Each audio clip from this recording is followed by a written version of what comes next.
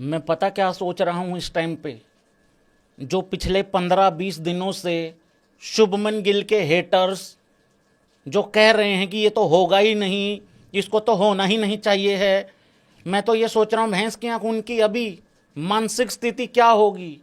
भाई मैं तो एक ही चीज डिसाइड करके बैठा था कि भाई जो रिपोर्ट्स आ रही हैं उनके हिसाब से गिल या फिर अय्यर में से कोई एक सेलेक्ट होगा। अब ये कैसा था, क्यों था, जो भी था यही सच था। कल रात को भी यही बोला था। और शुभमन गिल को लेके ये रिपोर्ट्स आ रही थी कि वो आने वाले टाइम का 3 फॉर्मेट का कैप्टन होगा। और शुभमन गिल को लेके ये भी रिपोर्ट्स आ रही थी भाई लोगों कि वो वाइस कैप्टन हो सकता है।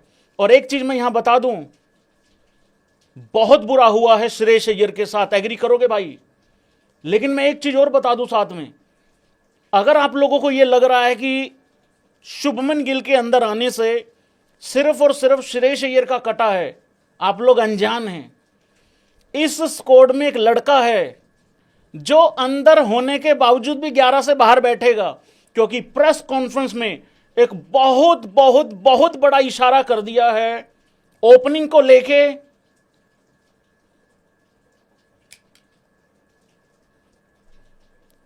बहुत ज्यादा बड़े वाला कटेगा संजू सैमसन का भी। क्यों, कैसे, बताते हैं भाई लोगों। लेकिन एक मेरी सबसे पहले हम्बल रिक्वेस्ट है और एक मेरी सबसे ज्यादा विनती टाइप है। देखो बात यह है, आप सबको खुश नहीं कर सकते हो। आप जो मर्जी स्कोर चुन लो, 15 लोगों का अगर आप स्कोर चुनोगे उसमें 13 से ही आप लोग सहमति रखोगे। आप 18 चुनोगे, आप 16 से सहमति रखोगे। आप प्लेइंग 11 चुनोगे, उसमें से आप 9 या 10 से ही सेटिस्फाई हो पाओगे। कहने का मतलब एक है भाई लोगों, एक या दो प्लेयरों को लेके हमेशा किंतु परंतु लगा रहेगा। अब मुझे यह बताओ, मैं आप लोगों को स्कोर दिखाऊं इससे पहले, क्या मैं सही कह रहा हूं? एक दो प्लेयरों को लेके ही तुम्हारा इशू है ना।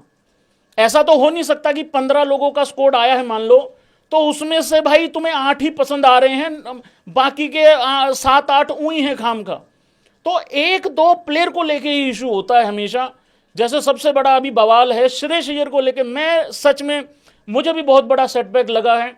लेकिन आप लोगों को पता है ना, मैंने कल किसी रीजन से रखा था, या तो अय्यर सेलेक्ट होगा या फिर गिल सेलेक्ट होगा। मैं दोनों को भी रख सकता था, दोनों को भी खुश कर सकता था, मतलब जो फैंस लोग हैं। लेकिन मुझे मालूम था दोनों में से एक ही सेलेक्ट होगा और एक सेलेक्ट हो गया भाई लोगों। अब ये सही है गलत है ये तुम्हें पता, लेकिन अय्यर किसी भी सिचुएशन में बाहर नहीं बैठना चाहिए था। उस पर बाद में आता हूं मैं, और अगरकर ने क्या कहा है उस पर बाद में आएंगे।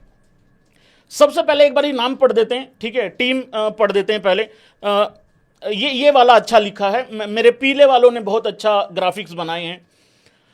Surya Kumar Yadav captain, vice captain है आपका शुभमन गिल। और यह इशारा सीधा यहां बता दिया गया है कि शुभमन गिल आने वाले टाइम का तीनों फॉर्मेट का कैप्टन होगा।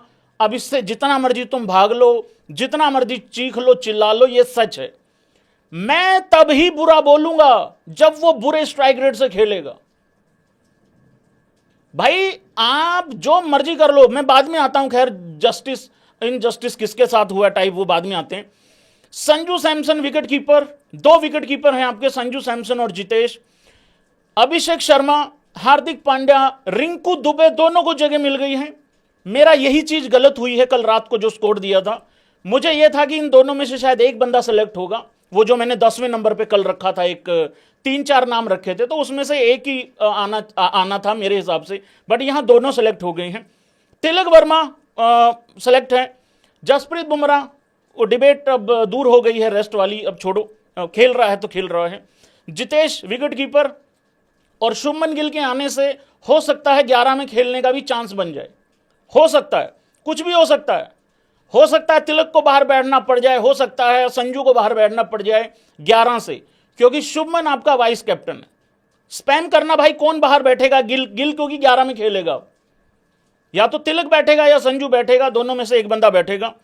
कुलदीप यादव, इसमें कोई दो राय है ही नहीं है, इसीलिए मैंने कल बिश्नोई का नाम नहीं रखा था। कुलदीप यादव है, अक्षर पटेल है भाई लोगों, वरुण चक्रवर्ती सीधा 11 में एंट्री है इस लड़के की। अर्शदीप की मेरे हिसाब से सीधी 11 में एंट्री है। कल प्रसिद्ध कृष्णा को लेके बहुत बड़े पत्रकारों ने कहा था कि वो खेलेगा, वो होगा, और मैंने साफ कहा था अगर प्रसिद्ध और राणा के बीच में अगर आपको चुनना है तो मेरा जो कोच है ना भारतीय टीम का, वो गौतम गंभीर है, वो राणा के साथ जाएगा।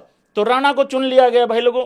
ये है आपका 4-3-12 और 3-15, 15 लोगों का स्क्वाड है। और रिजर्व में जो नाम रखे गए हैं वो भी देख लो, क्योंकि ये चीज बहुत सारे लोग मिस आउट कर गए हैं। क्योंकि मैं पूरी प्रेस कॉन्फ्रेंस सुन के आया हूं। एक बारी लाइक करते जाओ, सब्सक्राइब करते जाओ, मीटर खींच के रखना है। लाइव ये थोड़ा लंबा हो सकता है या छोटा हो सकता है, अपने अपने मैसेज लेके जल्दी जल्दी पहुंच जाओ। रिजर्व्स में भाई लोगों 5 प्लेयरों का नाम रखा गया है और बहुत ज्यादा हर्ट इसलिए करी है ये चीज कि श्रेयस अय्यर का यहां पे भी नाम नहीं है।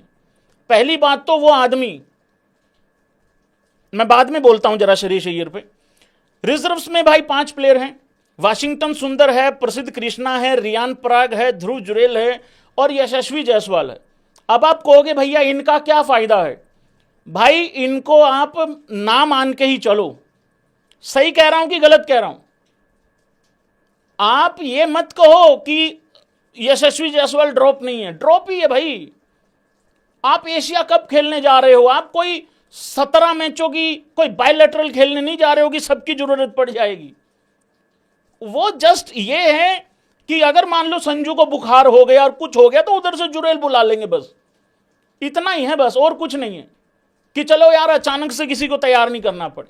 तो उनकी बारी आने का चांस 1% ही, उससे भी कम चांस मान के चलो। तो ये वाली चीज है भाई लोगों।